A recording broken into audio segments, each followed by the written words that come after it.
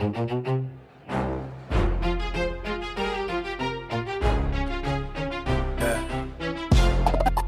in. You already know what time it is. Alex Kleininger in the building. Let's dive into the Nexus. Let's dive into the Nexus. Step into the zone. Carolina stories got a life of their home. From the pages to the labs, yeah, we break it all down. If you love those books, you're at the right sound. Let's dive into the Nexus. Yeah, the mic stay reckless. Hometown justice, legends in the message. Casey Yokin's on the trail, solving cases non-stop. Turn it up loud, yeah, the Nexus don't stop. We talk plot twists, characters, theories. Author Q&A, getting answers you've been hearing. Special guests slide through, pull up a seat. Chaotic conversations with the Carolina heat. From small town drama to the mysteries deep. Every chapter got secrets we're ready to keep. Laughs laid back, but the energy wild. If you read Kleininger, you already family now. Let's dive into the Nexus, step into the zone. Carolina stories got a life of their own. From the pages to the laughs, yeah, we break it all down. If you love those books, you're at the right sound. Let's dive into the Nexus, come and connect us. Alex Kleininger live, yeah, you rocking with the Nexus. Hit play, stay tuned. Every episode fresh. Welcome to the Carolina Nexus. Brought to you straight from Carolina soil. Press play and let's dive in.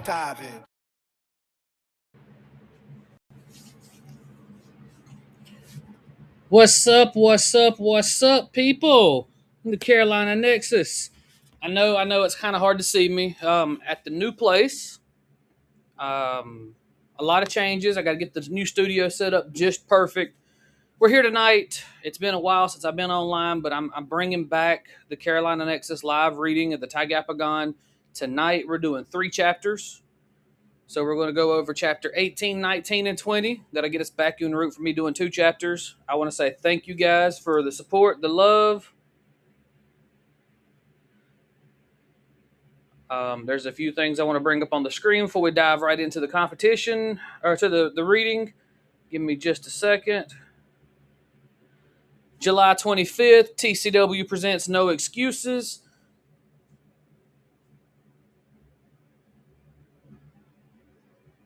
Give me one moment. I'm having to handle something with my editor.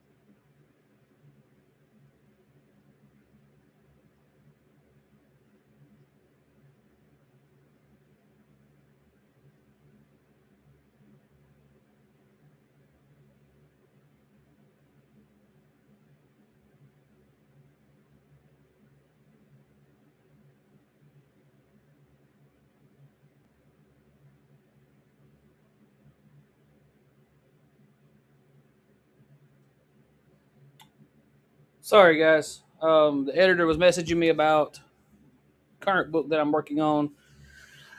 It's been a long couple of weeks. I'm sorry I haven't been online. But anyway, back to TCW Top Championship Wrestling No excuse, July 25th, 2026, Shelby City Park, the heart of Flair County. Go out and show some support.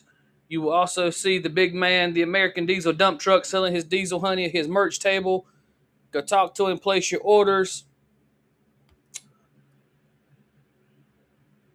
When you get a chance to check out Scott Larson's #Truth Wrestling podcast on YouTube, check it out over there on YouTube, ladies and gentlemen. A few announcements from me, though. Previous episode, I stated Carolina Nexus is going to be going through some changes, some growing changes as we continue to evolve and develop. And that's not changing. I'm still working with getting a schedule figured out so you guys can know when to tune in. But with me working 2 jobs and living pretty much paycheck to paycheck to paycheck, I'm trying to figure this out. If only Amazon would pay me a little bit more. But bright side, there is a bright side in all this. I am able to print books. As soon as I'm able to bind them and prepare them for sale, I will be doing that.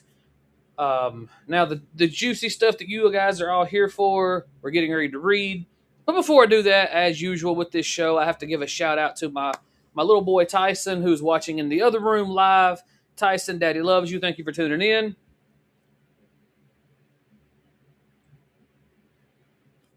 Amber says her and Ollie are watching live. They're there. Of course they are. Just give him a shout out. So without further ado, I'm going to dive right in to the Tigapagon chapter 18. Hope to give people some time to show up.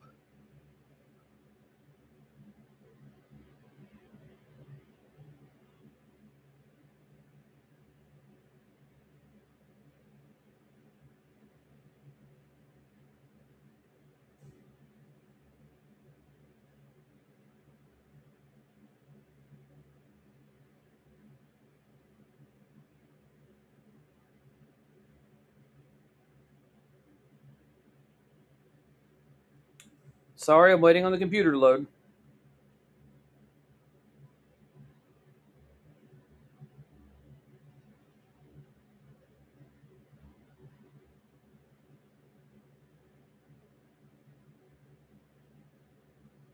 It's working. It's very slow tonight for some reason. I think it's the new area. It's not ready to do this.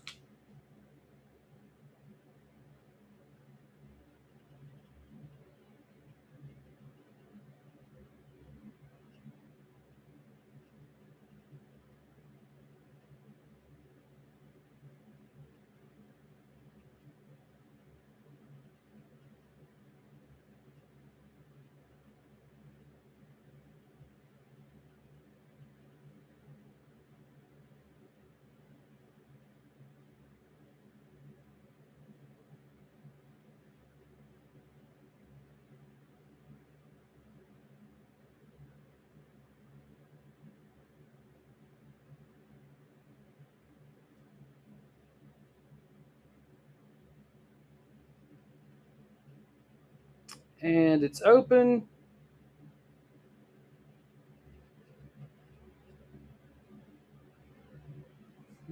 All right, chapter 18. So let's do a little bit of a recap, you guys. We read 3 chapters last episode. It's been a while. Yoshimoto Sensei went to Sheriff Ruler. He proposed the Strongest Under the Stars tournament, including his dojo, Kwando School of Martial Arts, the Boafang Dojo, the Rising Sun Karate Dojo in Dallas, and the All-Star Karate Dojo. He proposed a committee to enforce the rules, with each sensei from those dojos acting as a member of the committee, along with Sheriff Ruler. Everything is going great on that end. The Boafang students showed up at school with tournament committee jackets saying that they were competitors in this tournament. There was some jabs thrown at Alex, and between Alex and Douglas. Douglas said if he wins, he's going to take Allison on a date because she likes winners. Alex tells Douglas, you're making it very personal, and when it gets personal, he can't be held responsible for his actions, so he issues the challenge. He will fight Douglas in the tournament. If Douglas wins, Alex will be Douglas's punching bag, and Douglas can take Allison on a date. If Alex wins, Douglas has to leave everyone in Pokeful alone. That's where we're at. Everyone's talking about it. Alex also promised Allison that she could sit in on a training session with him, Tai, and Ken, and Yoshimoto Sensei. And if I'm not mistaken, that's where we're getting ready to open up at. So let's dive right in, guys. Chapter 18. The late afternoon sun painted golden ripples across the hidden pond as Allison leaned against a weathered oak tree, taking in the training ground. Deep gouges scarred several tree trunks, their bark stripped away in curious patterns. Training dummies stood like silent sentinels, their surfaces cracked and splintered from countless impacts. Sensei Kwando sat cross-legged atop a moss-covered boulder, overseeing his students with hawk-like attention.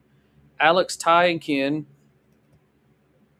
Lost my place. Hold on. Alex, Tai, and Ken moved through their forms with a grace that seemed impossible for middle school boys. Begin sparring, Sensei commanded. The three friends squared off, their movements controlled yet powerful. Allison watched Alex closely. This wasn't the same boy who used to run from Douglas. Each stance, each strike carried purpose. Suddenly, Alex's leg swept in a devastating arc, catching Tai square in the chest. The impact sent Tai flying backward toward the pond. Allison gasped, starting to dash forward but froze as Tai's feet seemed to glide across the water surface, his momentum carrying him to a flat rock in the pond's center. How? She whispered, her eyes wide. That's impossible. Sensei Kwando's expression remained unchanged, but Alex's face showed momentary panic. He let his control slip, showing more than basic training. Advanced footwork, Tai called casually from his rock perch, but Allison's eyes narrowed. She'd seen enough martial arts movies to know people don't skate across water, no matter how good their footwork was. Really? Prove it. Run back across the water, Allison called out. Miss Jurgens, you are honorary guest in sacred training area. To maintain this title, you must refrain from distractions, Sensei Kwando calls from his vantage point. Yes, sir, Allison says, sheepily leaning back against her tree. The fight continues as Tai tries to figure out how to get back to the shore without using Rai. Alex and Ken collide with each other, each fighter striking at great speed and intensity. All right, I've had enough. Let me show Allison some advanced training, Tai calls out, brandishing two of his throwing blades, one in each hand. The two kunai had large loops at the end of the handles. Looped through those loops was a very thin but high tensile strength wire. Tai thrust his hands upward, launching the two kunai into a tree branch above Tai and Ken, who were still trading blows. I call this dragon secret technique Dragon Rana. Tai calls as the two wires swing through the air, using the two wires to swing through the air, never touching the water of the pond. He released the wires at the peak of his arc and instantly began spinning in the air, kicking both Alex and Ken with vicious strikes. The attack created distance between the three of them. Alex and Ken chuckle as Tai pants heavily. Oh boy, we get to bring out secret techniques? Ken asked. My turn. A secret technique, body charge. Ken suddenly began making erratic movements with his body before charging towards Tai. Tai was faster, though, flipping backwards, kicking Ken in the jaw, stopping his momentum. Tiger secret technique, Alex calls out. Jungle strike. Alex seemingly appeared from behind Tai, striking him with the elbow to the jaw and delivering a right palm to Ken's chest. Enough, Sensei Kwando bellows. The three of you have been reading scrolls. Yes, Sensei, Ken says. You instructed us to learn all we could from the basics. These techniques were the basics. Basics are defense. I teach you to defend, never to attack, Sensei Kwando says. Jangquang Do about protecting, not inflicting. With all due respect, Sensei, in a tournament setting, we have to be versatile and be able to attack, Ken says. The three of us are just preparing ourselves in case our defense is broken. No army can force a defense to strike, Sensei Kwando says. You must become a stone in water, allowing opposite... No. Let me start that over. No army can force a defense to strike, Sensei Kwando says. You must become stone in water. Allow opposing force to move around your defense, but never through. Sensei, I've been learning of the different defense techniques. The Okinawa hand drum, wax on, wax off. But there's one I cannot for the life of me perfect. The metronome. Could you demonstrate the metronome? Alex asked, hoping to change the topic. Sensei stepped into the center of their training area, his movements deliberate. The metronome is not just technique, it is state of mind. He spread his feet to shoulder width, raising his arms with practiced precision. His forearms began swaying side to side in a perfect rhythm like a clock's pendulum. Attack me, he instructed Ken. Ken lunged forward with a series of strikes, but Sensei's swaying arms deflected each one, the rhythm never breaking. Left, right, left, right. Every block flowed into the next. The secret, Sensei explained, still moving, is not in hands, is in breath, in center, like music without sound. Alex watched intently as Ken's increasingly rapid attacks met nothing but air, Sensei's defensive rhythm making him seemingly untouchable. Now you try, Sensei commanded, returning to his boulder. Alex spread his feet, trying to mirror the stance he'd just witnessed. His arms began to sway, searching for that perfect rhythm. Alex's arms swayed, struggling, trying to find the rhythm Sensei had demonstrated. His movements were mechanical, forced, nothing like the fluid grace they'd just witnessed. Ken-san, Sensei nodded. Test his defense. Ken threw a light punch, deliberately slower than his usual speed. Alex's swaying arm stuttered, the rhythm breaking as he barely managed to deflect the strike. The second punch got through entirely, tapping his shoulder. You think too much, Sensei observed. Metronome is not in mind, is in heart, in breath. I don't understand, Alex admitted, dropping his arms in frustration. The weighted gi felt especially heavy as his concentration broke. Like dancing, Allison suddenly spoke up from her tree. You can't count the steps, you have to feel them. Sensei's eyebrows raised slightly. Miss Jurgens understands. Perhaps there is hope for you yet, Alexander-san. Alex tried again, his arms moving side to side, but still lacking the natural flow of Sensei's demonstration. Each movement looked calculated, planned, the opposite of what the technique required. Enough for today, Sensei announced. Some techniques take time to grasp, like river finding path through stone. Alex's expression showed he wasn't satisfied. There was one more technique he needed to master before facing. Alex's expression showed he wasn't satisfied. This was one more technique he'd need to master before facing Douglas in the tournament. All right, guys, that's the end of chapter 18. Any questions? Any questions at all?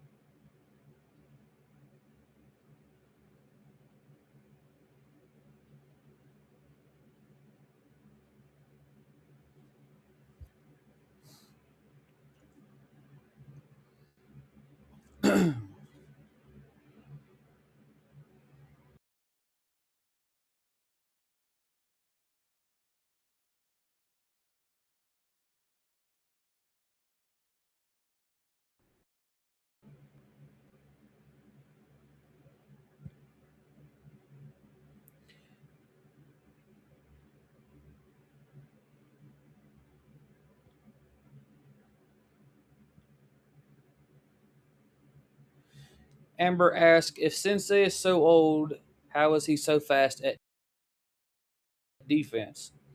You have to bear in mind, Yoshimoto has been doing defense only his entire life. And as we progress through the Tigapagon series, you're going to learn more about his childhood and his family. But Sensei also believes in nothing but strictly defense. He also uses his Rai to maintain youthful speed. Allison isn't associated with any dojo. She's with Kwandos by association. She doesn't do any training at all. Miss Baloo.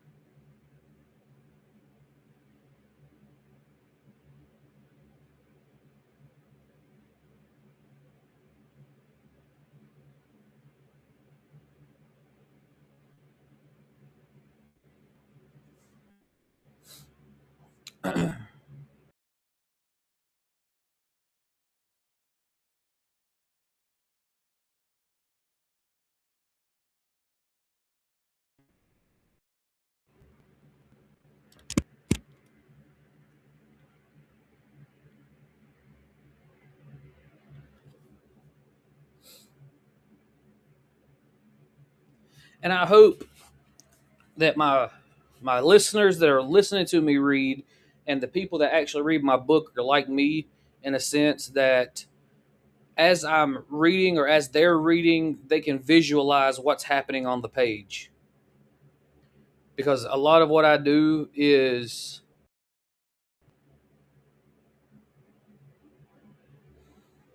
um, I visualize the fight scenes and I use I choreograph it using anime and martial arts movies to make the fight scenes interesting. So the choreography is there.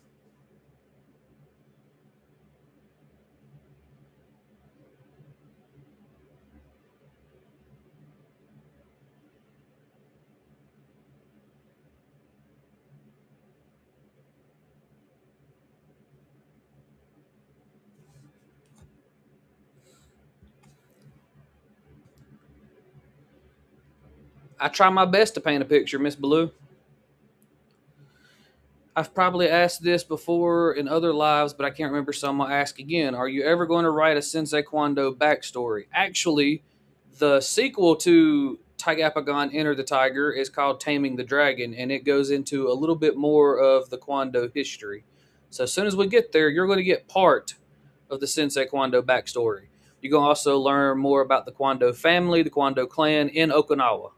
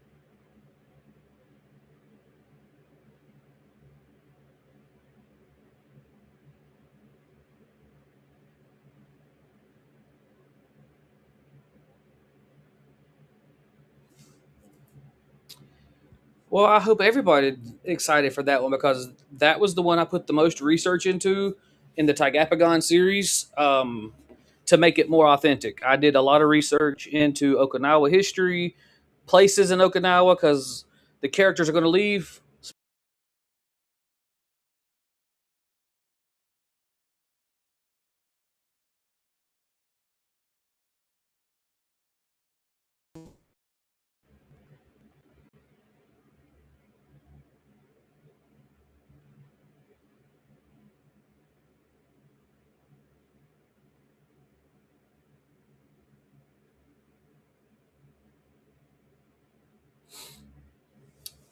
I'm going to give about 2 more minutes if anyone else has any questions. Um, we will then go into chapter 19. And I'm sorry, guys, it's taken me so long to get through this book. I originally thought we would be through with Tigapagon enter the enter the dragon or enter the tiger long before now, but life happens and I didn't get to do some lives and I missed some things. So yeah, we're still in Tigapagon. I plan to be through with the Tigapagon series by Christmas because I've done written the two sequels to this book. There's Tigapagon Enter the Tiger, Tigapagon Taming the Dragon, and Tigapagon Calming the Ape. I am ready for us to get through that and into the main series.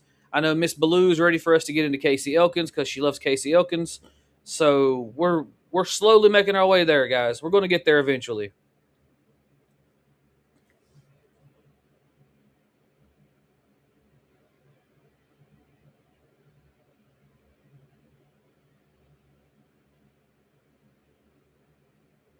Here are three.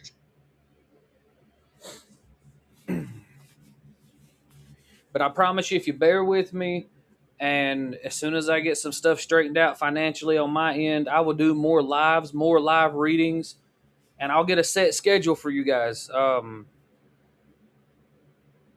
With that being said, until I get that set schedule, we're going to still be stuck doing episodes whenever I can. And I thank you for the support. I thank you guys for following along. All right, if there's no more questions about Chapter 18, we're going to dive right into Chapter 19. Let's get on with this, guys.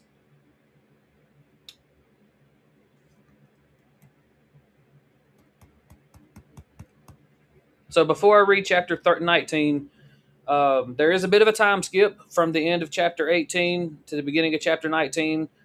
I'm going to say a few days has passed, and we're opening at a Cleveland County Easter egg. And when I say the name of the Easter egg in the opening sentence, you guys are going to be like, I know where that's at if you're from Cleveland County at all. Chapter 19. Challenger 3 mini golf neon sign blinked against the darkening skies. Alex helped Allison out of Ryan's mom's minivan. Finally, Tiffany bounded out, pulling Ryan behind her. I've been dying to show Ryan my perfect mini golf form. Perfect form, Ryan grinned. This from the girl who hit the ball into the parking lot last time? That was strategic shot selection, Tiffany protested. They got their putters and balls, Alex choosing blue, Allison pink, while Tiffany and Ryan playfully argued over who got the lucky green ball. The evening felt almost normal, just 4 teenagers on a double date. Then Alex noticed them. Douglas and his crew that claimed the picnic tables near hole 7. Their denim boa fang jacket standing out under the course's colored lights. They hadn't spotted Alex's group yet, but it was only a matter of time. Maybe we should try somewhere else, Alex started, but Allison caught his arm. No, she said firmly, we're not letting them ruin our night. Alex felt the weight of his gi reminding him of his training. Sensei's voice echoed in his mind. True strength knows when not to fight. You're right, he smiled, positioning his ball at the first hole. Besides, I have a perfect shot to defend. The evening proceeded with an odd tension, laughter and friendly competition mixed with careful awareness of the Boa Fang presence. Each hole brought them closer to the inevitable confrontation. Through the first 6 holes, they managed to maintain the illusion of a normal double date. Ryan proved surprisingly good at mini golf, while Tiffany's strategic shot selection sent more than one ball ricocheting off the decorative windmill. Show off, Tiffany pouted as Ryan sank another perfect putt. I could give you some pointers, he offered, wrapping an arm around her shoulders.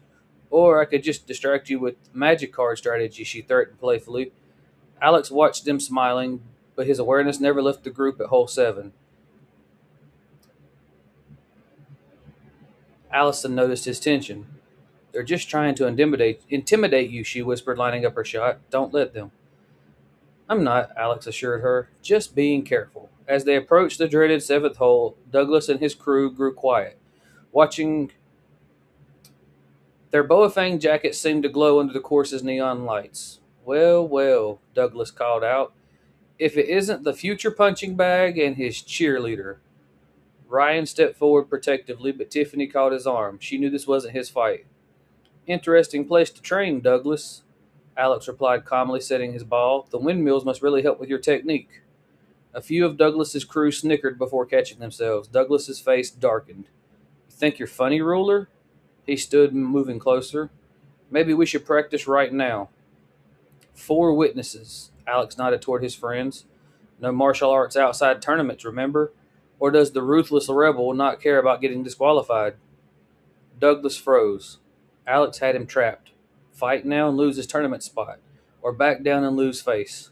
Just wait, Douglas growled finally. The tournament can't come soon enough. Looking forward to it, Alex replied, sinking his putt in one stroke without breaking eye contact. As they moved to hole 8, Allison squeezed his hand. That was different. Good different? Very good different.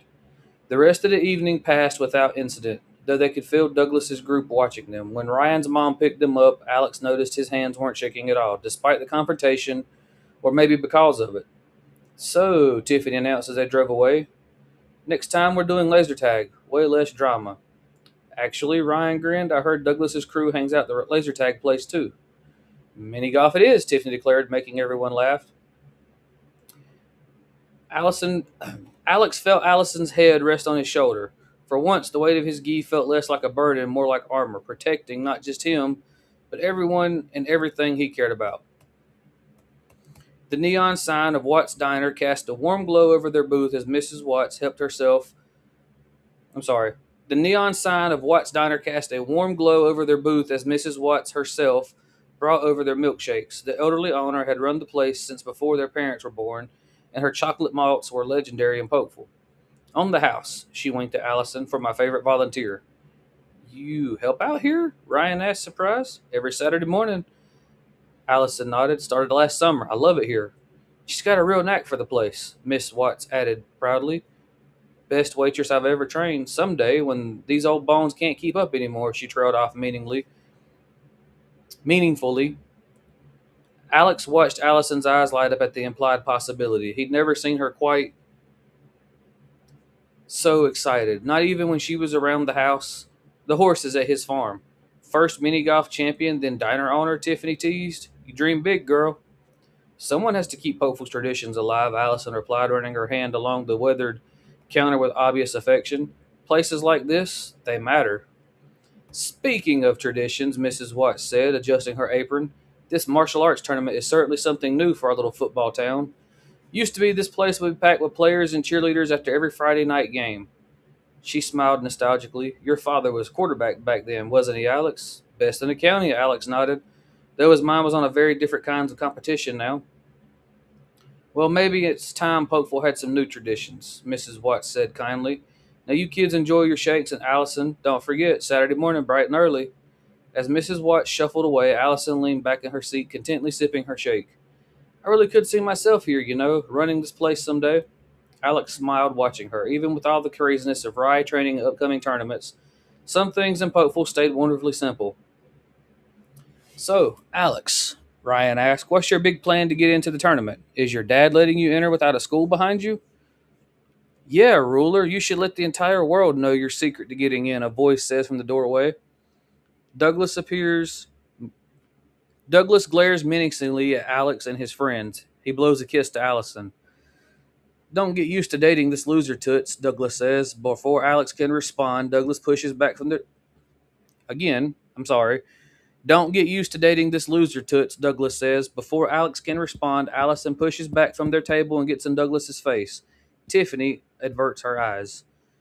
No one calls me toots, Allison bellows. I do not care how ruthless you are. Douglas took a step back, clearly not expecting this reaction. His usual smug expression faltered for a second before he caught himself. Feisty. I like that in a. Finish that sentence, Allison warned, and you'll be wearing my chocolate malt. Alex stood slowly, his weighted gi making the movement deliberate and controlled, but before he could step forward, Mrs. Watt's voice cut through the tension like a knife. Douglas Kennedy, the elderly woman emerged from behind the counter with surprising speed. Your father might own half the businesses in town, but this is my diner, and in my diner, we respect our customers. She gestured toward the door with her spatula.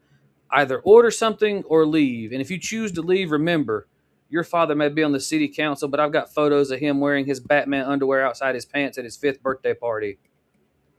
Douglas's face reddened. He looked from Mrs. Watts to Allison to Alex, trying to maintain some dignity. Whatever, he muttered. The tournament's coming soon enough. He backed toward the door, then pointed to Alex. Hope your girlfriend's ready to watch you lose. Hope you're ready to explain to Usanagi how you got banned from Watts Diner, Alex replied calmly. As the door chimed Douglas's exit, Allison sat back down, hands slightly shaking now that the adrenaline was wearing off. That was amazing, Ryan exclaimed. Both of you, Tiffany added, looking between Allison and Mrs. Watts with a newfound respect. Mrs. Watts winked. Nobody messes with my future successor. Now who wants fresh fries on the house? Laughter flowed from the table as the four friends resumed their date. Alex looked at Allison and pondered. What's on your mind, Tiger? Allison asked. I'm just wondering if I'm more attracted to you after that outburst or if I'm extremely crazy for falling even harder for you. Alex smiles. Our dad says the Jurgen women attract men who value their strong personalities, Tiffany says, shooting her sister a look. I'm proud of you, Allie. No one gets by with calling you that. What's wrong with that nickname? Ryan asked. It's something my grandfather always called me. Since he's passed, it's been a sore spot for me. Allison explains, I don't feel right allowing anyone else to use the nickname he gave me. Speaking of family traditions, Ryan said, polishing off the last of the fries, Tiffany's been teaching me about magic, and I'm thinking of entering that tournament at the comic shop next month. Really? Tiffany beamed. You didn't tell me that. Wanted it to be a surprise, though I'm probably not ready for competition. Neither was I when I started, Alex added, then caught himself. He wasn't just talking about card games anymore. Mrs. Watts began closing up around them, though her fond smile suggested she didn't mind them lingering. The neon sign's glow grew brighter against the darkening windows. We should probably head out, Ryan said, finally pulling out his keys. Mom's letting me have the minivan till 11. I can give you a ride too, Alex, he offers as they stepped into the cool night air. Thanks, but I'll walk. Alex's weighted gi felt comfortable now, like an old friend. Clear my head a bit. Clear my head a bit. Allison gave him a knowing look. Training tomorrow? He nodded, bright and early. Well, this was eventful, Tiffany grinned, climbing into the minivan. Next time, less drama, more mini golf. No promises, Allison laughed, then turned to Alex. Text me when you get home? Promise. Alex couldn't help himself. Embarrassment or not, he pulled Allison into a hug. His heart was practically beating out of his chest. She didn't fight, enjoying the hug just as much herself. They pulled apart slowly, both not wanting the moment to end. You all be safe, Alex says, opening the van door for Allison. She gives him a quick pop kiss on the cheek, and he can feel the blood rush to his face. Allison pops in and closes the door. Tiffany and Ryan finish their goodbyes. Ryan turns to Alex. You sure I can't give you a ride? Yeah, man, I'm going to jog my way back to the farm. Work on my cardio, Alex says, shaking his hand. That's got to be 15 miles, you sure? Ryan asks. 100%. Get Tiffany and Allison home before their dad goes ballistic, Alex chuckles. As the minivan pulled away, Alex started his jog home, the evening's events replaying in his mind. Between Douglas's threats, Allison's strength, and his own growing confidence, Between Douglas's threats, Allison's strength, and his own growing confidence, something was shifting and hopeful. The tournament couldn't come soon enough. Alex's footsteps echoed against the empty storefronts on Main Street. Each stride had a purpose. The intersection of Main Street and Stagecoach Trail loomed ahead, streetlights casting long shadows across the pavement. Alex sensed them before he saw them, 5 figures emerging from the darkness. Thought you were so clever at the diner, didn't you? Douglas's voice carried across the empty street. David Brown and 3 other Boa Fang students flanked him, their denim jackets gleaming under the streetlights. Alex stopped, maintaining his distance. I'm just heading home, Douglas. After embarrassing me in front of everyone, Douglas cracked his knuckles. I don't think so. Fighting outside tournament means disqualification, Alex reminded him, shifting his stance subtly. You really want to risk that? Who said anything about fighting? Douglas smiled coldly. We're just teaching a lesson about respect. They moved with practiced coordination surrounding Alex. His tiger-style training screamed to attack first, but Sensei's words echoed in his mind. True strength knows when not to fight. The first punch came from behind Alex, deflecting it. I'm sorry. That right there was a run-on. The first punch came from behind Alex. He deflected it, letting his training guide him. The second, third strikes he managed to dodge, but there were too many angles and too many opponents. A kick caught his ribs. He turned the impact into momentum, creating space, but David was waiting. The strike to his jaw sent him stumbling. Just as the group closed in for the finish, a figure stepped out of the shadows. Sensei Kwando moved with fluid grace, his presence immediately commanding attention. 5 against 1, Sensei's voice carried quite danger. This is what Boa Fang teaches now? This doesn't concern you, old man, Douglas started, but his voice wavered. Sensei moved faster than seemed possible. In seconds, all 5 Boa Fang students were scattered across the pavement. None quite sure how they got there. Return to your dojo, Sensei commanded. Tell Usanagi that Kwando remembers. He will understand. The boys scrambled to their feet, Douglas's face burning with humiliation as they retreated into the darkness. Sensei, Alex managed, holding his ribs. How did you... Sometimes, Sensei interrupted gently. Teacher must watch over student, even when student doesn't know. He helped Alex steady himself. Come, we have much to discuss about tournament preparation. And that's the end of chapter 19. Anybody have any questions about this chapter?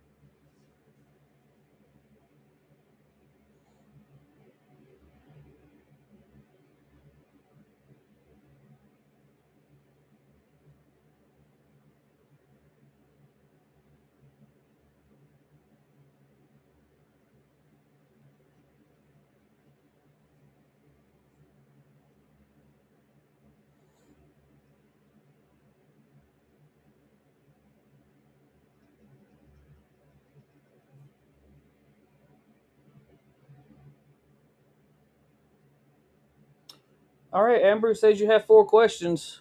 Ask them.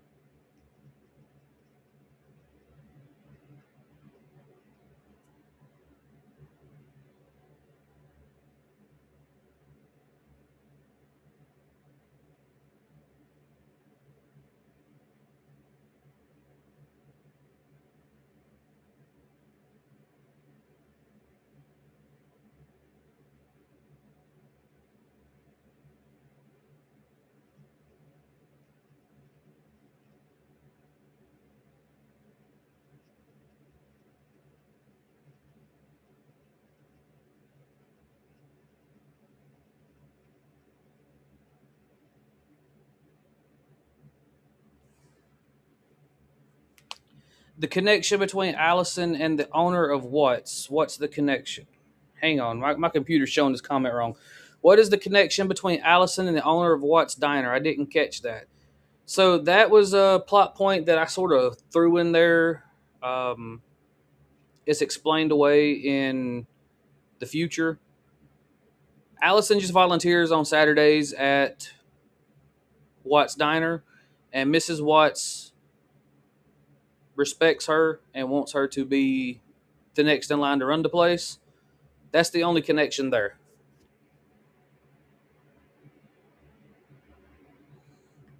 That's a good question, and if I'm remembering correctly, I answered this question in chapter 20, and if I don't answer this question in chapter 20, I will give you the answer after we read chapter 20 tonight.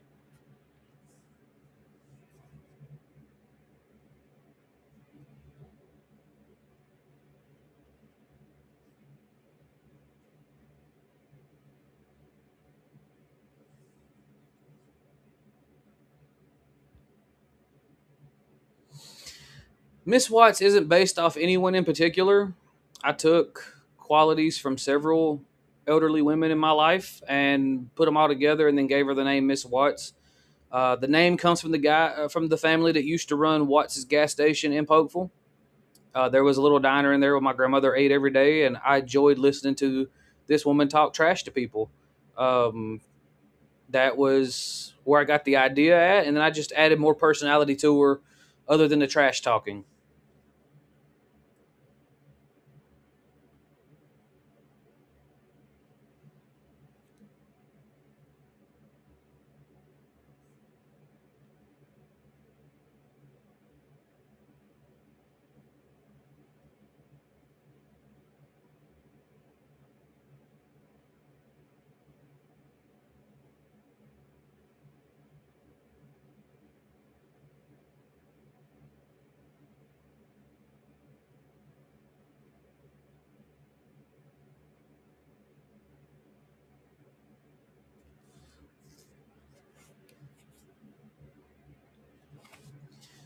So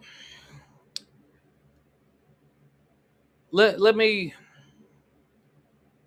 the technology in Tigapagon is kind of wonky. It's supposed to be set in the early '90s, but they use technology from early 2000s, and this was not a choice of mine. This is something that the editor wanted me to add in. The scene in chapter, can't remember if it's 17 or 18 or 17, 16 or 17, where they were using sidekicks. Sidekicks is a late '90s, early 2000s technology, and it's in the prequel. So I'm guessing Alex and Allison will have communication technology like that. Again, it wasn't my choice. I tried to keep it as realistic as possible to the time period, and the editor said no, they need to be able to communicate, and da da da da. You'll lose your audience if they don't have a way they can communicate outside of being in person. So it was an editor's choice, not my choice.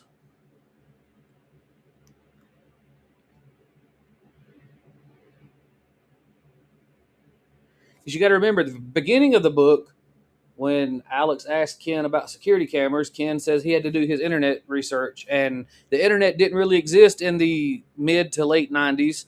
It didn't become a global thing until late '90s. So There's that.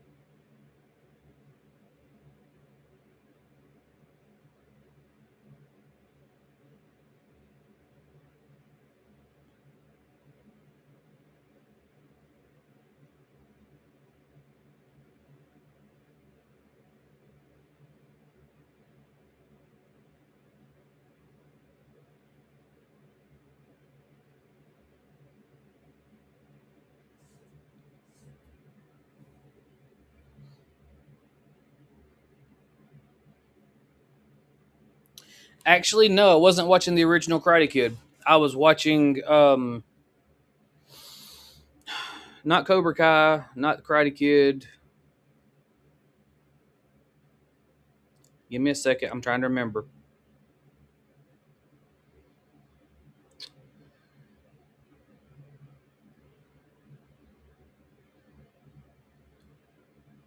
It wasn't even martial arts based.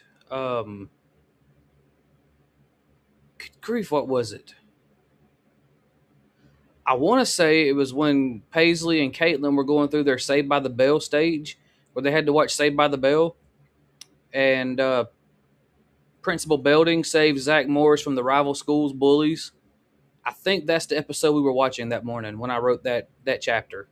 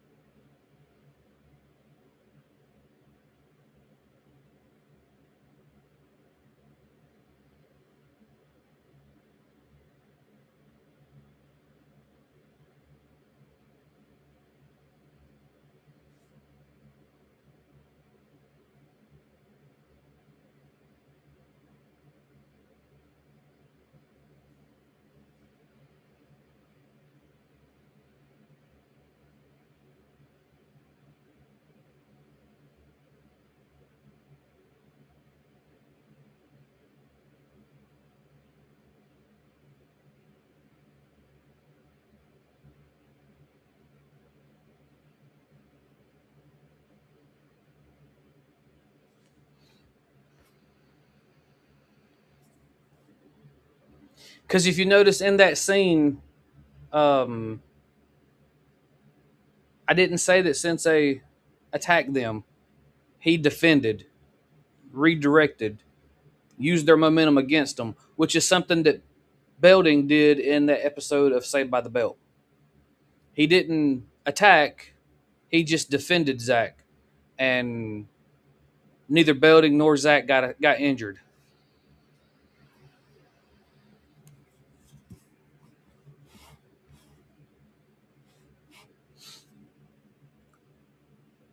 Miss Baloo, you got any questions before we move on to chapter 20?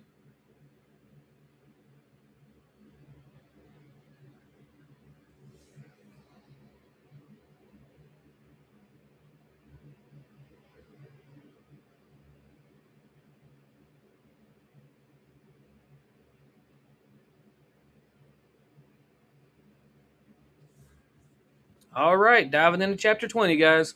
We're getting ready to get into the meat of the story. So bear with me. And again, Miss Baloo, if I don't answer your question that you ask about Sensei watching Alex the whole evening, I'll answer it after this chapter. Alex woke to find himself in a bedroom he didn't recognize. The room was bare and had no decorations. It didn't even look vaguely familiar. Where am I? He asked aloud to no one. Sunlight filtered through rice paper screens, casting strange shadows across the wooden floor. His ribs ached as he sat up, memories of the ambush flooding back. The bed was low to the ground, more like a mat than what he was used to at home. The faint scent of incense tickled his nose. Somewhere beyond the thin walls, he could hear the rhythmic sound of sweeping. His weighted gi had been replaced with loose cotton clothing he didn't recognize. Pushing himself to the floor, to his feet, Alex noticed a glass of water and what looked like healing salve on the small table beside the bed. Everything in the room felt both foreign and oddly familiar, like something from one of his Dragon Buster X episodes. He made his way to the door on unsteady legs, his bruised body protesting each movement. The sound of sweeping grew louder. The door slid open as Tai entered, followed by his grandfather. Sensei Kwando carried a small wooden box with ancient symbols carved into its surface. Lie down, Alexander-san, Sensei instructed. Your body must heal before we continue training. Alex eased back onto the mat, every movement reminding him of last night's beating. Tai knelt nearby, watching with intense interest. Grandfather rarely shows this technique, Tai explained softly. The ancient healing arts of Jianquang Do are passed down only through family. Sensei opened the wooden box, revealing small copper cups and herbs that filled the room with an unfamiliar aroma. He began arranging the cups in specific patterns on Alex's bruised torso. Rai flows through all things, Sensei explained, his hands moving in circular motions above the cup. Through earth, through air, through body. What flows can be guided, what is guided can be healed. Heat began radiating from the cups, but not from fire or water. Alex felt energy coursing through him, similar to when he used Rai in training, but somehow different. More focused, more controlled.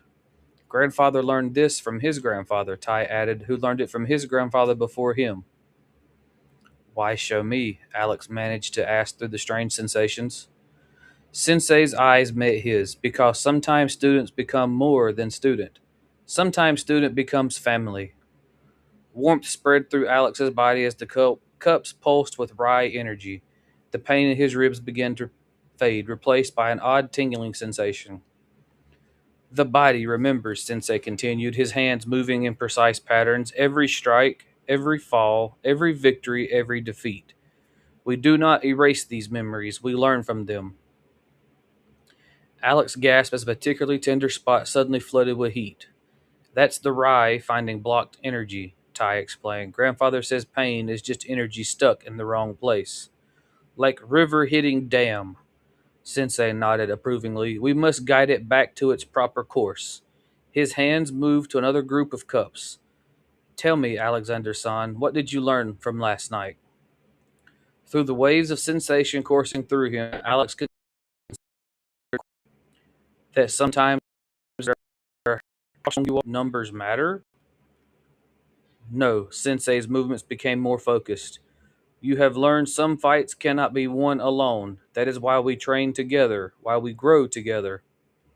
A sudden surge of energy made Alex's whole body tingle, like every cell was awakening at once. He could feel his bruises healing and muscles knitting back together. The Rai, Alex managed, it feels different, stronger somehow. Because it is not just your Rai, Tai explains. Grandfather is adding his own energy to help guide your healing.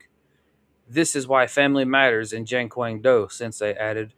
Strength shared is strength multiplied. The healing continued, punctuated by moments of intense sensation as each injury was addressed. Through it all, they talked about training, the tournament, the deeper meanings of their art. With each passing minute, Alex felt not just his body healing, but his resolve strengthening. Sensei's hand stilled above the copper cups, his expression growing serious. There is something you both Sensei's hand stilled above the copper cups, his expressions growing serious. There is something you both must understand about Rai. The energy continued to pulse through the cups as he spoke. Rai was never meant for destruction. In ancient times, the first masters discovered it as a healing force. They could mend wounds, cure illnesses, restore balance to broken bodies. He gestured to Alex's healing bruises. The Kwando clan spent generations learning to harness this energy. But you teach us to use Rai in our techniques, Alex said, propping himself up slightly. We teach balance, Sensei corrected. Rai can heal most mortal wounds, but it cannot mend broken bones. This limitation exists for a reason. It reminds us that some damage cannot be undone. Is that why Boafang's attacks felt so different? Alex asked, remembering how their strikes had carried nothing but raw force. There was something missing in them. Boafang, Sensei's expression darkened. They reject Rai entirely. They believe only in destruction and domination through pure physical force. This is why their strikes are meant to break, to damage. They see the body as merely a weapon, not as a channel for energy. No Rai, no energy, no life force, only the intent to harm. Sensei began removing the cups one by one. This is why you must be especially careful in the tournament. They will not understand the power you wield because they cannot sense it. They only know how to destroy. He placed his hand on Alex's now healed ribs. You two and Ken-san must remember this. Your strength comes not just from your bodies or your techniques, but from the living energy that flows through all things. This is what sets Jianquang Do apart.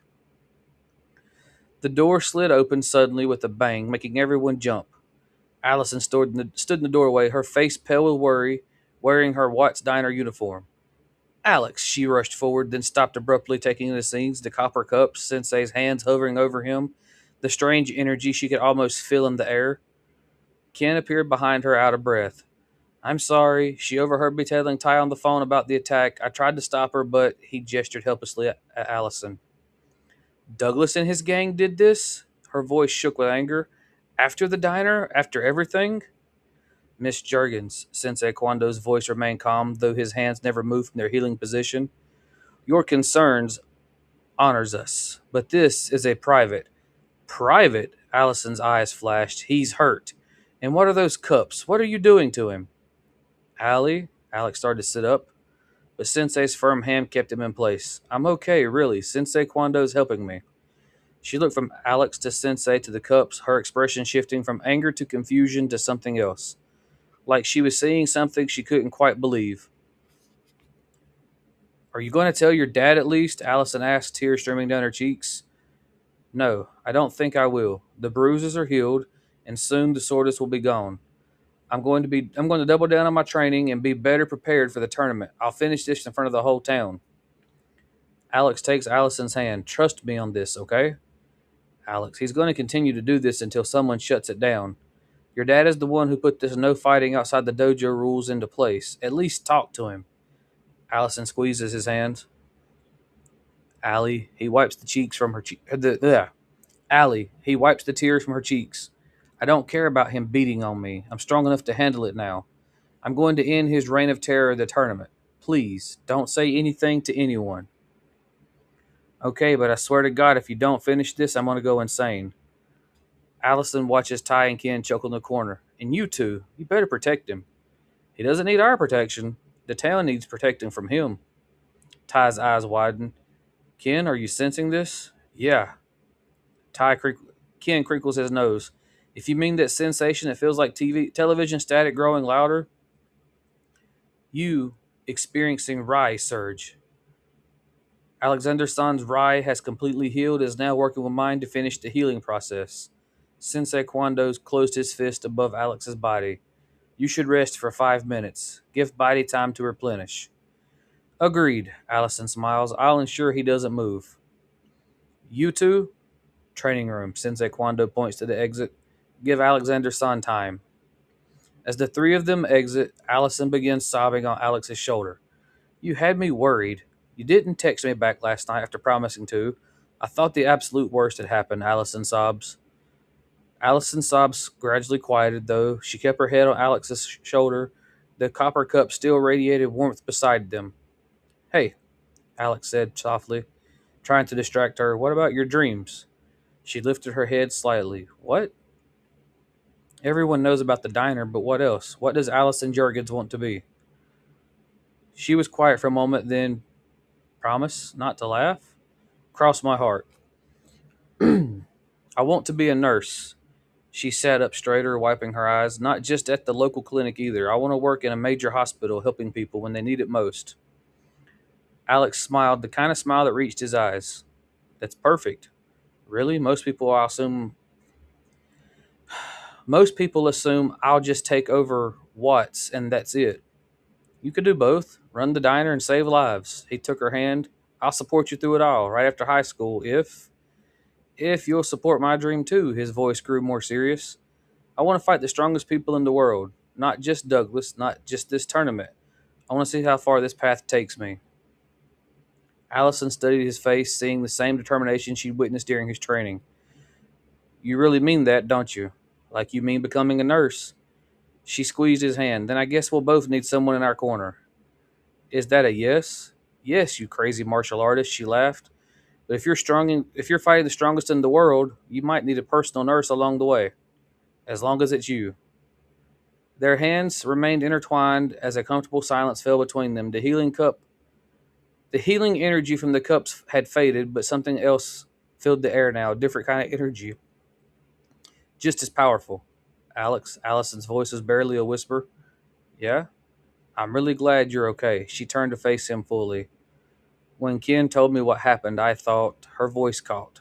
Hey, Alex reached up with his free hand, gently brushing a stray tear from her cheek. I promised I wouldn't get hurt, remember? Their eyes met, and suddenly the space between them seemed both vast and microscopic.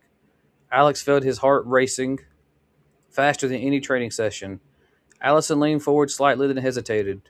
Are you sure you're not too sore? She asked, a smile playing at her lips.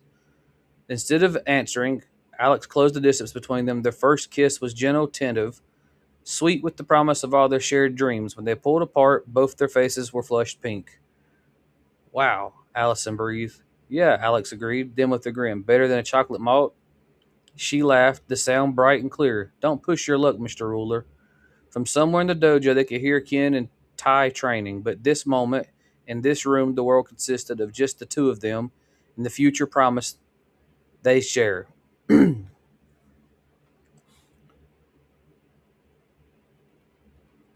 Hold on a second, guys. It's cut off.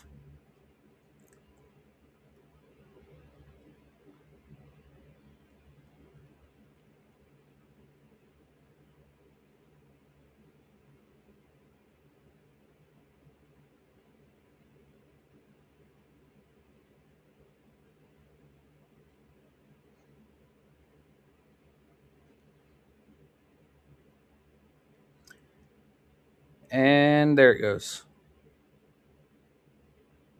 It's back. Give me just a minute.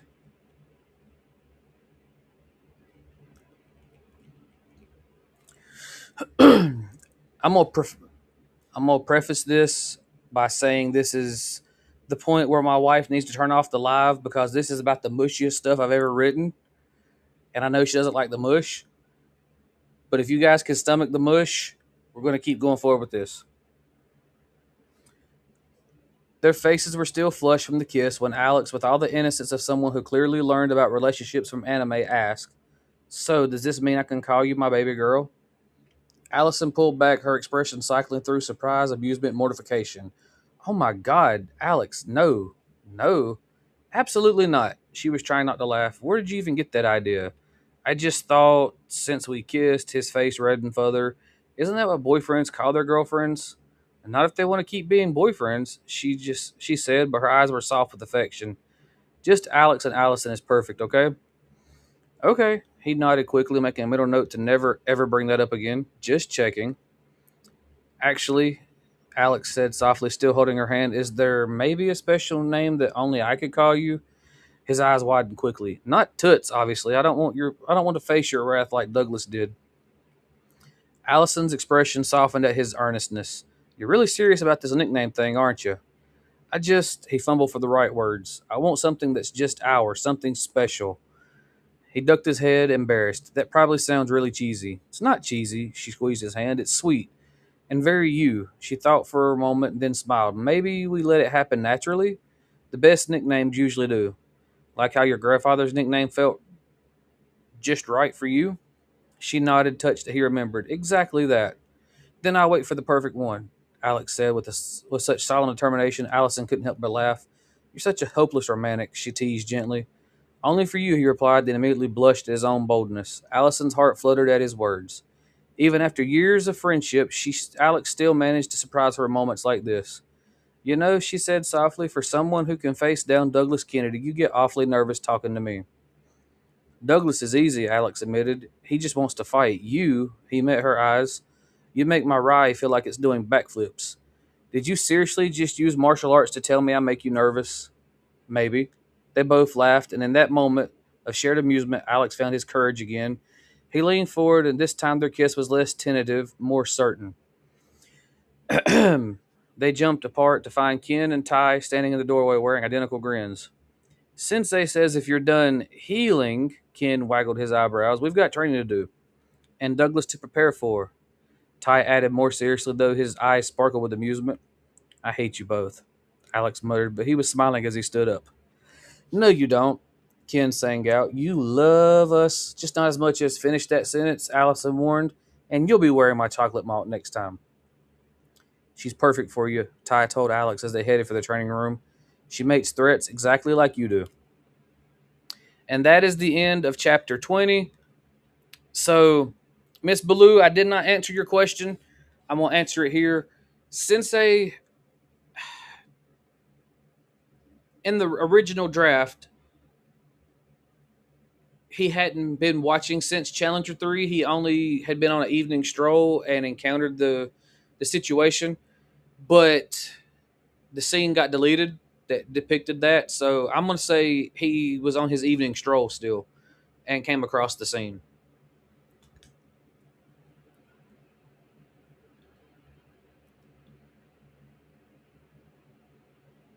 Well, Amber, I told you to turn it off if you didn't want to listen to the mush. You just didn't listen.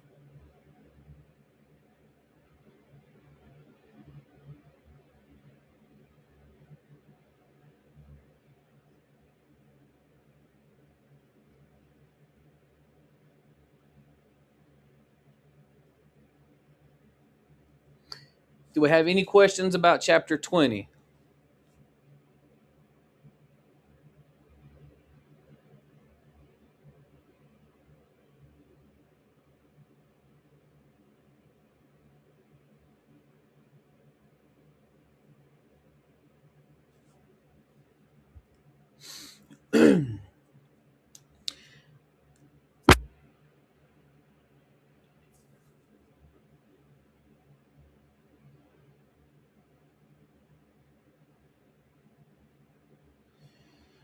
Ignoring my comments, we got to see a small, sweet moment from Sensei when he was talking to Alex. Is that going to be like a one time thing, or is that just his personality? That's his personality. He has his moments, and they are few and far between, but you may see more. Got to stay tuned.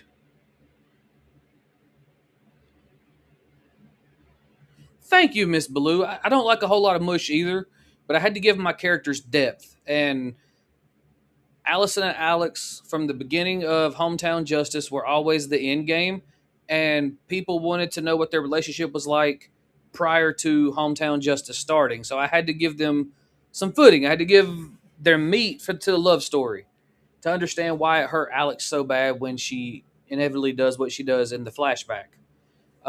Spoiler alert, Tigapagon, the prequel series, does not go up to that point in time.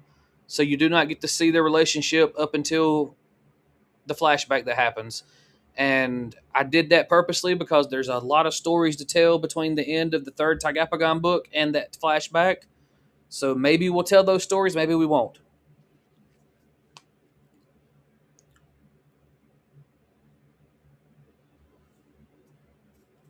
Also, my wife says I have to sleep on the couch if I make her relive that terrible flashback from Hometown Justice Homecoming without me reading the book. So there's that. And I'm trying to avoid sleeping on the couch. I like my bed.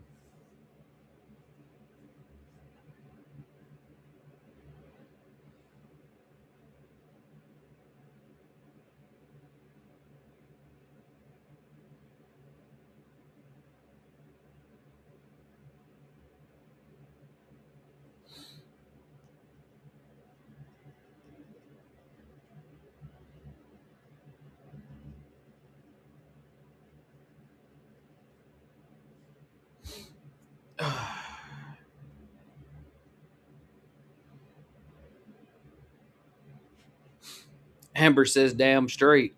All right, if you have any other questions about these 3 chapters, we're going to answer them and then we're going to call it a day. I still don't know when I'm going to do my next character discussion. My wife and I have been talking about that. May do that this weekend sometime. But if I do it on the weekends, it's going to be an early morning show. So you guys be prepared for that.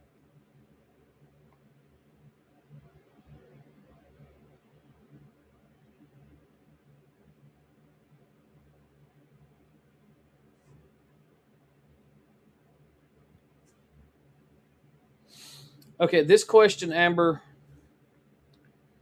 I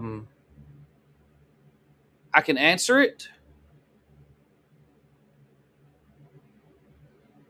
But if I answer it, I give away spoilers for the next book. So here's how I'm going to answer it without giving away spoilers. There's history between the Kwando clan and Usanagi. And that's all I'm telling you. If you want the answers to that question more in depth, stay tuned until we read Taming the Dragon.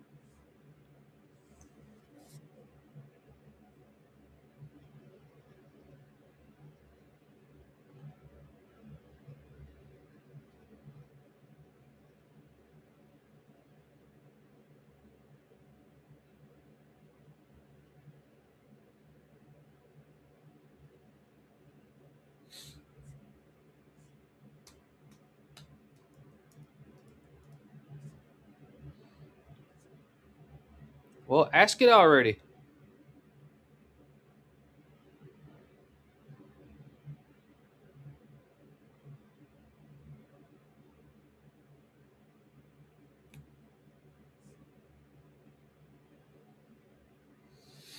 Potato, potato, Amber. Potato, potato. Let's go. Let's see what you got. What observation do you have for me?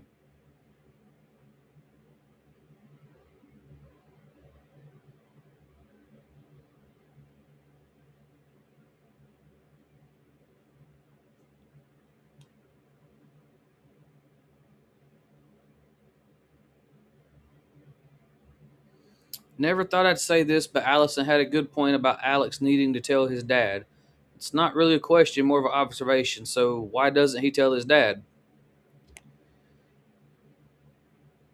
So in universe reasoning, he wants to participate in the tournament. And he wants to fight Douglas in the tournament. If he tells his dad that Boafang attacked him, that Boafang's automatically disqualified from the tournament, which means Alex can't fight Douglas in the tournament, which means Douglas will continue to attack Alex outside of tournament. So out of universe reasoning, plot,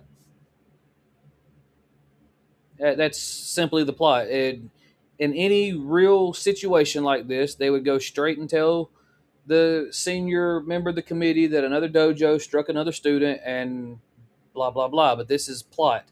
This builds up what's going to happen. And there's still several plot twists to happen between now and the end of the book. 1 minute, and I'll tell you exactly where we're at. We're going into chapter 21 out of. There are 35 chapters in this book. We're on chapter 21. There's still several plot twists that's got to take place between chapter 21 and chapter 35. So tune in, keep up with what's going on, and we will dive into the discussions. Again, I'm trying to get through at least the first Hometown Justice trilogy by Christmas so we can be doing Casey Elkins, because I know that's what Miss Baloo's looking forward to. I know she's got questions on questions on questions on questions about Casey Elkins, and I can't wait to go over that. So, any other brainbuster questions from Amber? Or Miss Baloo, do you have any questions about the chapter before we call it a night? It felt good being back talking to you guys after an absence that I've had. So,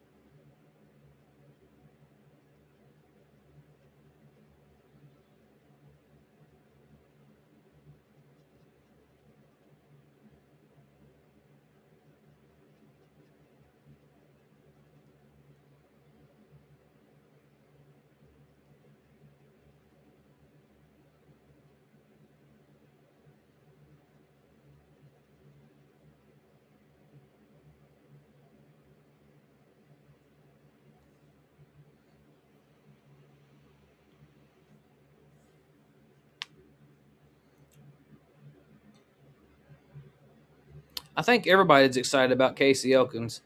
I did not expect that one character that showed up in Hometown Justice Aftermath to receive her own spinoff and then her become more popular than the original series that I'm writing. But she has, and again, it was totally unexpected. It's just that some of my ideas are out there and they don't make sense in the Hometown Justice side of things. So I put those ideas into Casey, and Casey makes it work. So it works. Wholeheartedly agree. Casey's one of the best things I've ever decided to write.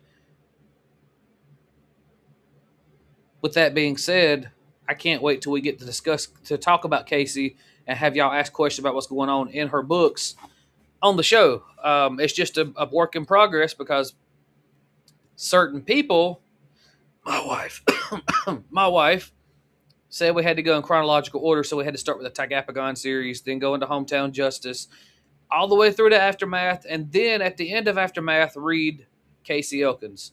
So there's that. I'm sorry about the shakiness of the camera. You ain't gotta lie, Amber. We know you like Casey because there's a character based off you in it.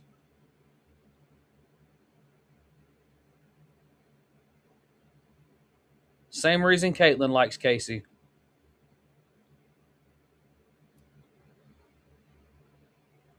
Yes, the former co-host of my show here, who was supposed to come on and do this with me, but our work schedules kept getting discombobulated. She never picked up Hometown Justice to read it, but once Casey Elkins was introduced and she read the first Casey Elkins, she was hooked. And then the second Casey Elkins was released, and there's a character based off her in it, and she's demanding that I push these things out, and I had to tell her to slow her roll because that is what happened to the creator of Yu Yu Hakusho. His people started demanding he put out more episodes or chapters of the Yu Yu Hakusho manga, and he contemplated suicide. So I don't want to go down that path. I love my life too much to be able to go down that path. But that's why Caitlin prefers Casey Elkins, and that's why Amber prefers Casey Elkins, even though she claims it's not.